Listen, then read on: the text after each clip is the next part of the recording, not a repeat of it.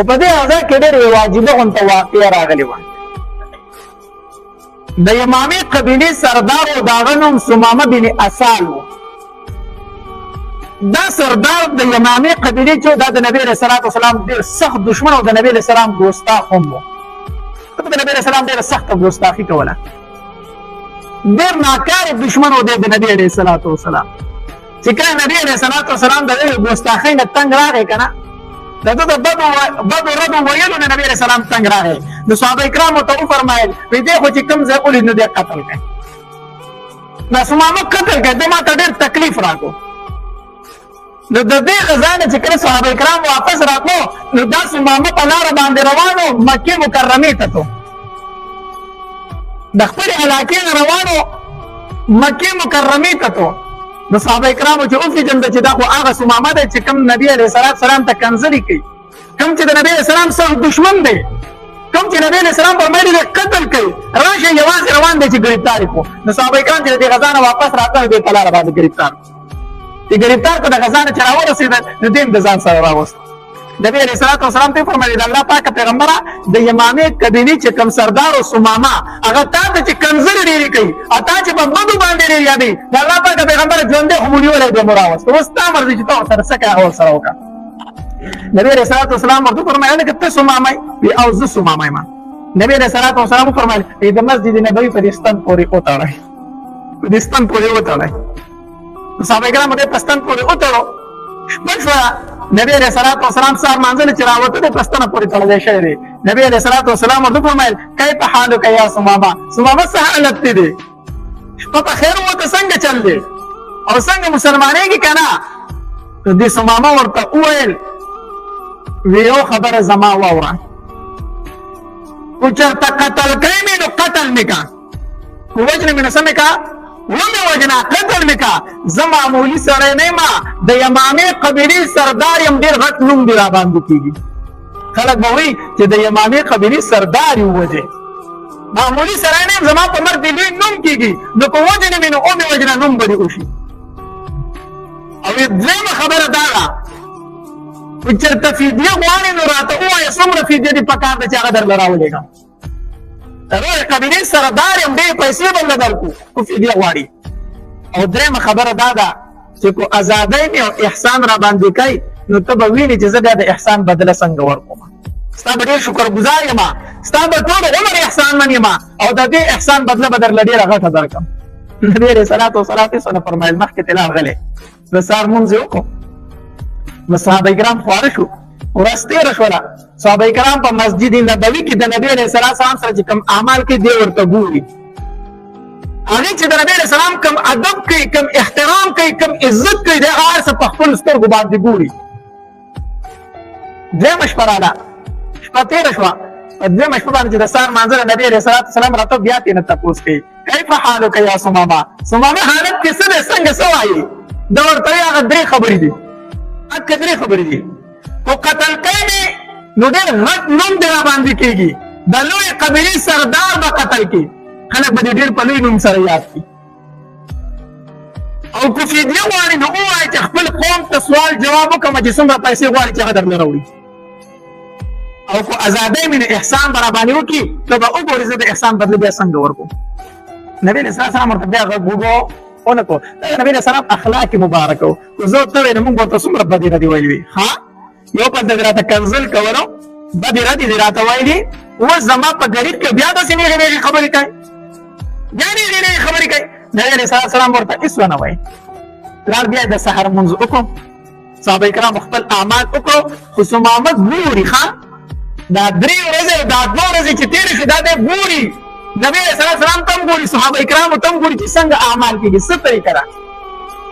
په درېیمه شپه باندې چې نبي علیه السلام د سهار لمانځه نه راوته که نه نو بیا یې ترېنه تپوس کوي وایي کیف حالک یا ثمامه، ثمامه حالت دې څه دی، څه وایې؟ وایي هغه درې خبرې دي، هکه درې خبرې دي. خو ازادۍ مې نو لوی نوم دې راباندې کېږي. او که چېرته فدیه غواړي نو ووایه چې څومره فدیه دې پکار ده چې هغه درله درکړم. او که ازادۍ مې احسان به راباندې وکړې د دې ډېر احسان بدله به ډېره غټه درکړم. صحابه کرام په انتظار و چې نبي علیه الصلاة والسلام خو مخکې د مرګ حکم کړی چې کوم ځای خو ولید دې قتل کوي، او نبی علیہ الصلوۃ والسلام ورته 3 ورځې مهلت ورکو ځکه د نبی علیہ الصلوۃ والسلام طریقه دا و چې هغه 3 ورځې مهلت ورکاو یو کار کې مشوره ورکول چې 3 ورځې پکې سوچ وکړه فکر وکړه کار کې نبی علیہ السلام 3 پیری ورکولې نو 3 ځله مهلت ورته هم ورکو مخکې د قتل حکم نبی علیہ السلام کړو صحابه کرام په دې انتظار او نبی علیہ السلام فرمایي چې اخو ابو ذر سرتي نو وخی قتل کوي لنه سمېږي او نبی علیہ الصلوۃ والسلام چې څنګه مونږ وکړو کنه نو سمامه ته متوجه شو لقد عفوت عنك يا سمامه اے سمامه ما ته معاف کړې صحابه کرام ته فرمایي دې تر نه چې ځان خپل کړی تا پرې دا چې دې زی نه ما معاف کو پرې دا وای صحابه کرام حیران شو چې ګوره نبی علیہ الصلوۃ والسلام خو تر دومره مهلت چاته نه دی ورکړي 3 ورځې مهلت هم ورکړ نبی علیہ الصلوۃ والسلام دته مخکې د قتل حکم کړو او اوس نبی هم فرمایي چې پرې دا وای اسماعیل څنګه پرې خو کنه دی روان شو روان دی اخوا یو د مدینه منورې نه بهر یو صحرا واغې تلا چې هغه ته ورسېد غسل وکړو سګوري چې بیا روان دی بیا مسجد نبوي ته روان دی نبی علیہ السلام ورته فرمایله چې ته بیا واپس رالي ته کوم پرې نه خو دې ذکر دا الله پاک پیغمبر دازل چې واپس رااله مکنه ما ته کلمه وایي دې راغله زه دې راغلم چې ما ته کلمه وایا دا لاس مبارک ته راکا د نبی اسلام په لاس کې خپل لاس کې خو کلمه ویل اشهد ان لا اله الا الله واشهد ان محمدا عبده ورسوله او بیا ورته ویل چې الله پاک پیغمبره ما ته پکړو کې بدترین کړي نه خو کړو چې هغه مدینه منوره وستا د وجه ما د مدینه باندې شو ستا د وجه زما د مدینه باندې شو دومره د دې نه نفرت او ما ته بدترین مخونو کې ستا مخو زما ستاد مخ نه ډیر زیات نفرت و د الله پاک پیغمبر ووړه قسم په الله چې په مخ د ځمکه راته خوښ کړي وسته د مدینه منوره او په مخونو کې راته خوښ مخ چې د الله پاک پیغمبر هغه ستاد مخ مبارک دی ما دا 3 ورځې ولیدل دا په ستر پورې تړلی ما خو دا 3 ورځې ما کتل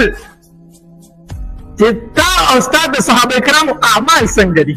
موږ خو سلیدل نو موږ د اسلام نه خبرو دا خو هر څه په دې جماعت کې بخبر سترګو ولیدل هغه د نبی صلی الله علیه وسلم د اخلاقونو متاثر شو چې الله پاک پیغمبر ما درته کنزل کړی ما په پد نه یاد کړی او ما ته تمه نو شوی ما ستا مرګ خپل فخر محسوس او ما خپل فخر غاڼو او د الله پاک پیغمبر ستا د سر دشمنو ما تا ته می کنزل کړو 3 ورځې راته تا د اسلام پیش کوم ماته انکار وکړو بیا دې معاف کړم چې زه پورته بیا دې معاف کړم چې پورته ده الله پاک پیغمبر داسې اخلاق صرف د الله د پیغمبر کې دي چې د بل چا نشي کېدی دې یو مسله دا معلومه شوه چې کله انسان مسلمانېږي اسلام راوړي د هغې نه اول غسل کول داسې دي مستحب طریقه دې وجه نه بیا هم لاړ اخوا صحرا ته څه وکړو غسل یې وکړو بهرحال دا د نبی علیه الصلوۃ والسلام اخلاق مبارک وو دا اخلاق د نبی اسلام د یو مسلمان سره نه وګوري دا سمامه په دې ټیم کې مسلمان نو دا کافر وو عام کافر نو د نبی اسلام بدترین دشمن وو هغه دشمنو چې نبی علیه الصلوۃ والسلام ته کنځلې کولې نبی اسلام به په خبرو یادو هغه دشمن چې نبی علیه الصلوۃ والسلام لراغې نبی علیه السلام په وسم برته وسیفم برته په نبی رسول الله ورته بیا ویزه ما معاف کړی نن دا اخلاق د کافر سره پرې د موږ د خپل مسلمان سره نشو کولی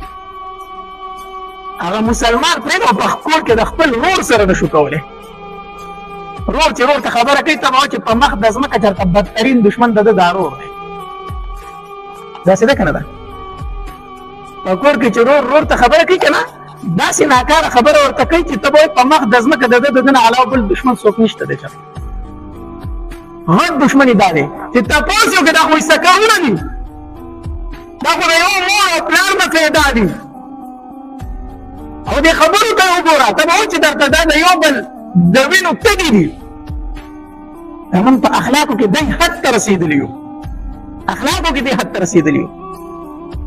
بیا د ګاونډي سره خبرې کول سړی نه تپوس وکړي نو هغه به د ګاونډي په بدو باندې نه مړېږي دا ولې څه وجه ده دا ټوله وجه دا چې موږ د اسلام نه ناخبر یو موږ ته د نبي علیه السلام د اخلاقو مبارکو فتح نشته